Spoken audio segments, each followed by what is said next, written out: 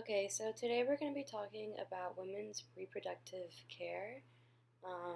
Research for this paper finds that due to a lack of women's reproductive care, women are less likely to find feasible medical care, thus resulting in issues reflecting the public health.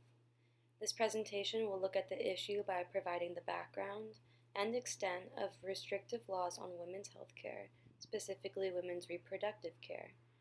Throughout this presentation, I will be referencing and analyzing the best practices regarding women's healthcare. I will be outlining key policy messages such as expanding coverage for reproductive health services at a no out-of-pocket cost for women, as well as establishing reproductive health coverage for undocumented women.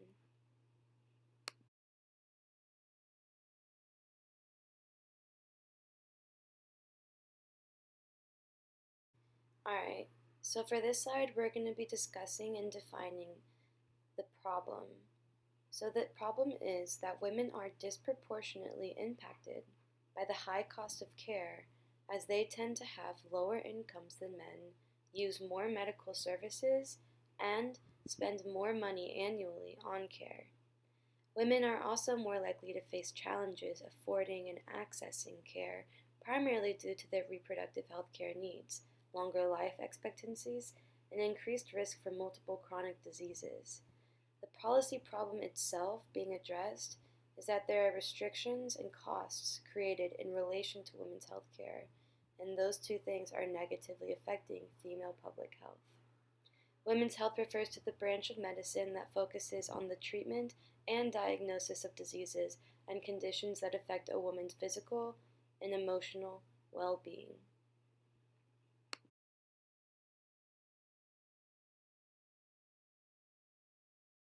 So, when discussing what the actual problem is in relations to women's healthcare and women's reproductive rights, a lot of people have different ideas of where the main issue resolves from.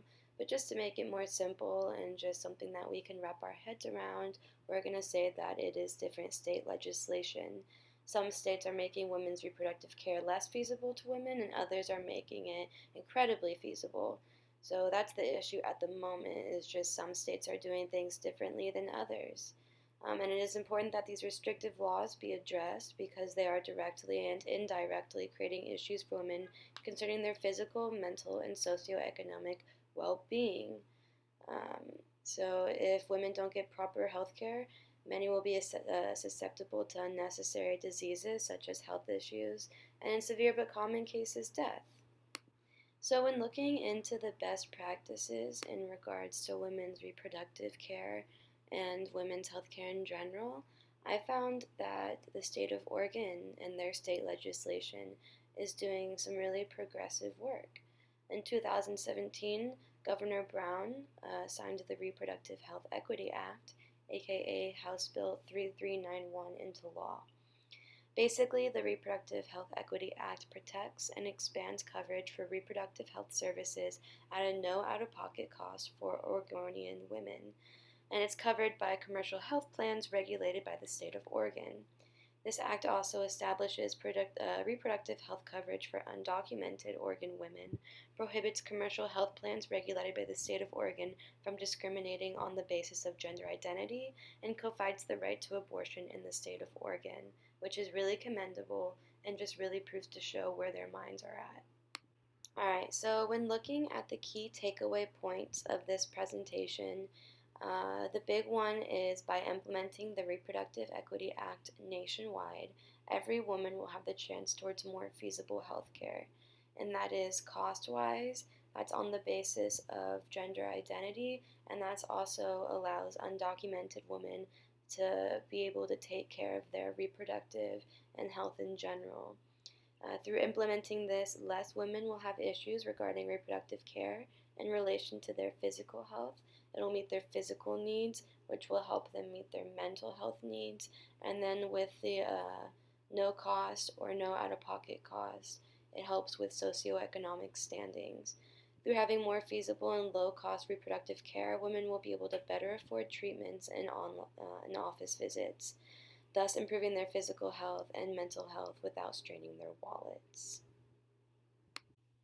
Alright, so in conclusion, this presentation has looked at the different issues by providing background and extent of different legislation on women's reproductive care.